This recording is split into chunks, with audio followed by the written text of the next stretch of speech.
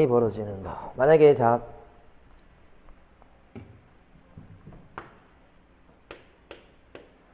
A입니다. B가 이걸 삽니다요. 계약금 걸었습니다.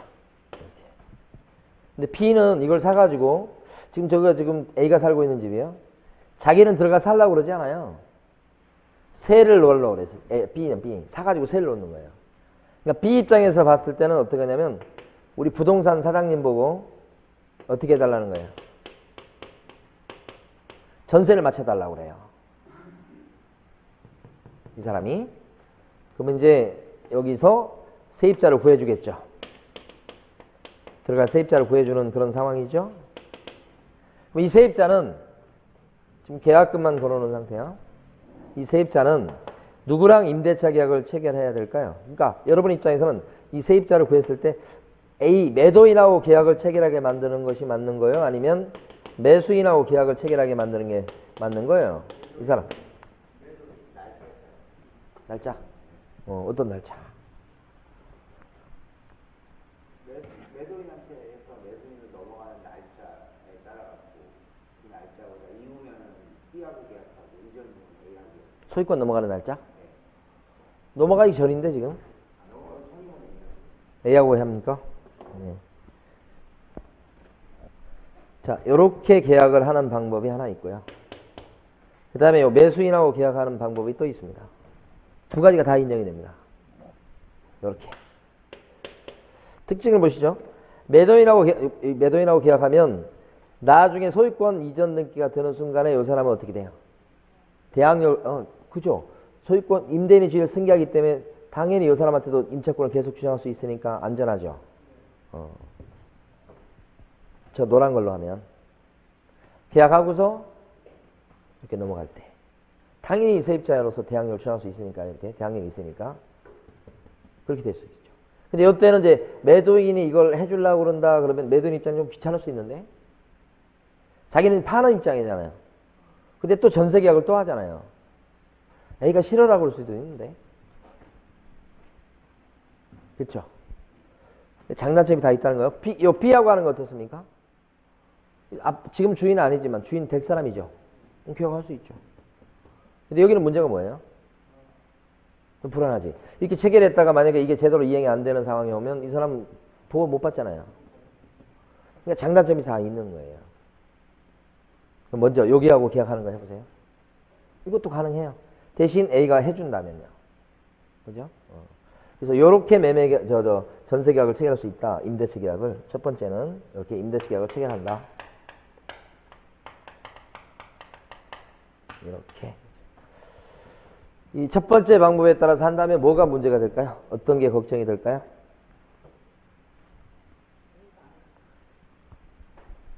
자, 이렇게 됐을 때 주로 1번 방법을 이용하게 되는 경우는 A가 잘 안 해주려고 하는 건 가능성이 높아요. 근데 이제 어떤 데 이 필요성이 높냐면 C가 세입자 들어갈 때 전세 대출을 받아서 요 세입자로 들어가려고 하는 상황일 때는 이쪽으로 못해요. 이쪽으로 해야 돼. 전세 대출 나올 때는 주인, 등기부상의 주인이 일치해야 돼. 여기서 이렇게 임대차 계약을 체결하면 이거 진짜 주인이 아니잖아요. 그러니까 이렇게 빨간식으로 하게 되면 전세자금 대출을 못 뽑아요. 이 사람이. 그러니까 이런 상황이 되면 이렇게 하려고 합니다. 그러면 무조건 이쪽으로 추진하셔야 돼. 그럼 반드시 누가 협조해 줘야 돼. A가. 전세자금 대출에 대해서 이쪽이 협조를 해준다는 전제하에 이게 가능한 거지. 이게. 그래서 이쪽하고 계약할 때는 요게 문제예요. 요거. 그래서 우리 교재에 보면 170페이지 한번 가보세요. 가로 4번 있죠? 전세자금 대출 활용 이렇게 돼 있어요. 가로 4번. 가로 5번 있죠? 임대차 계약 체결에 대해서 적극적 협조. 누가 협조한다고요? 매도인이 협조한다고요. 그럼 요거 이제 짜는 걸 어떻게 짤까요? 이게 만약에 10억이라고 치면 요게 매매가가 어떻게 될까요? 요거 10억이다 그러면 계약금 1억, 중도금 4억, 잔금 5억 뭐 이런 상황이에요. 10억이니까. 그럼 이 사람은 지금 어떤 생각이에요? 세입자를 집어넣어가지고 잔금을 치를 생각이죠.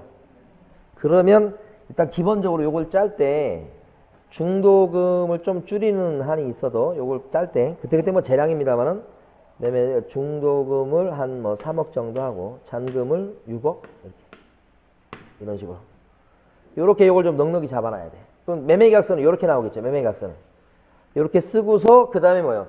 전세 놔달라고 한단 말이에요. 그럼 이제 전세 들어올 사람은 구했죠. 그럼 전세 들어올 사람 구해졌다 그러면 어떻게 되는 거예요? 여기서 이제 임대차 계약을 짤 때는 어떻게 되겠어요? 보통 계약금 얼마, 잔금 얼마 짜겠죠. 이게 이 전세가 예를 들어서 10억이니까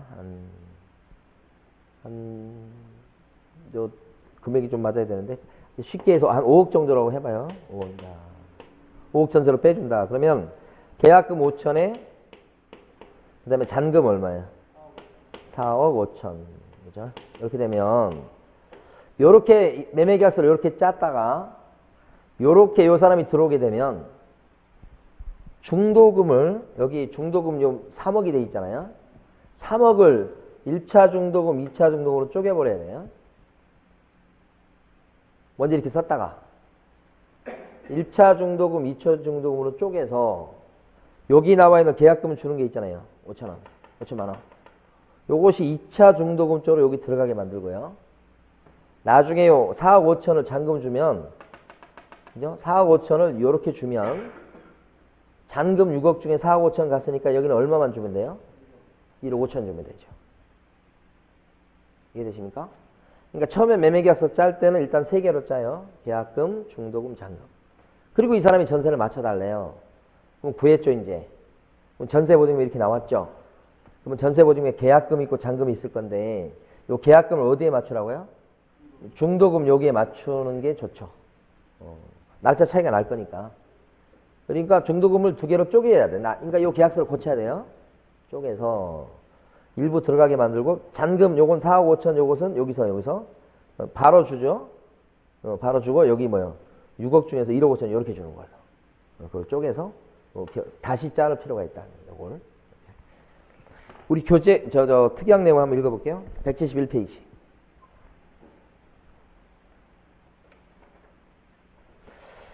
매도인과 임대차 계약이라고 하는 네모 3번 있죠? 그거 보십니다. 자, 1번. 임차인 땡땡땡은 몇 년 몇 월 며칠에 임대차 보증금, 잔금 5억 4천만 원을 소유자 누구의 계좌에 지급하기로 한다. 잔금날 요거 금액은 틀린데 잔금날 요것을 어떻게 지급한다고요? 요 계좌로 집어넣기로 하는 거예요. 자, 2번. 위 부동산에 대해서 보증금, 잔금일까지 저당, 압류, 가압류, 가처분 등 일체의 권리 행사 등을 제한하는 등기가 된 경우 임대차 계약을 해지한다. 이에 따라 임대인은 임차인의 손해에 대해서는 계약금의 2배 상당하는 금액을 배상하기로 한다. 2번은 무슨 의미냐면요. 여기 임대차 계약을 체결하죠. 이렇게. 근데 임대차 계약을 체결하고서 여기서 만약에 자기 집이라고 해서 대출을 더 받아버리거나 그러면 이 사람이 좀 위험해질 수 있죠. 그러니까 못하게 하는 겁니다. 이 사람 못하게 하는 거야. 대출 못 뽑게. 건재당 이런 거 못 들어오게 한다. 2번이에요. 그 다음에 3번. 소유자는 매수인의 임대차 계약을 체결하는데 적극 협조하기로 한다. 이 사람이 좀 협조해줘야 돼요. 그러지 않고는 이게 안 되는 거예요. 다시 또 협조할 거 4번. 소유자 아무개는 임차인 아무개의 전세자금 대출에 적극 협조하기로 한다. 그죠?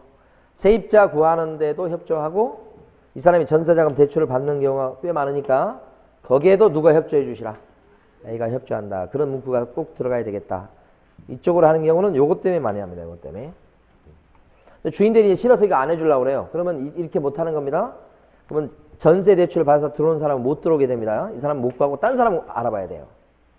그럼 그랬을 때는 누구랑 해야 돼요? B하고. 그래서 밑에 보시면 매수인과 임대차 계약시라고 밑에 나오죠?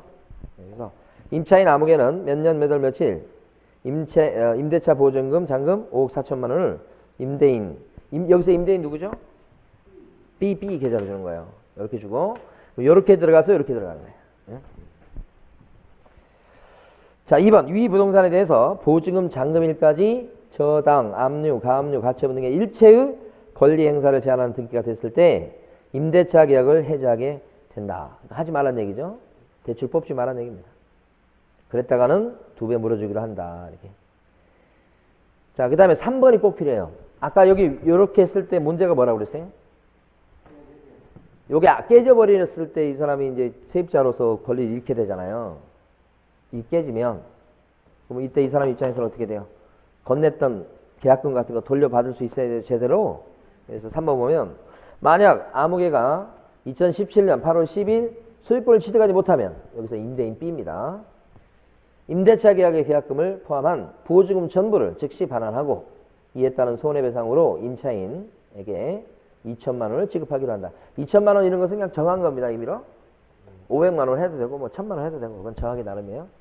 그러니까 이게 깨지게 되면 이거 돌려주고 이 사람 손해 입은 거에 대해서 이제 2천만 원 물어주기로 한다 이렇게 하는 건데 이거 액수는 그냥 그때그때 정하시면 되는 거예요.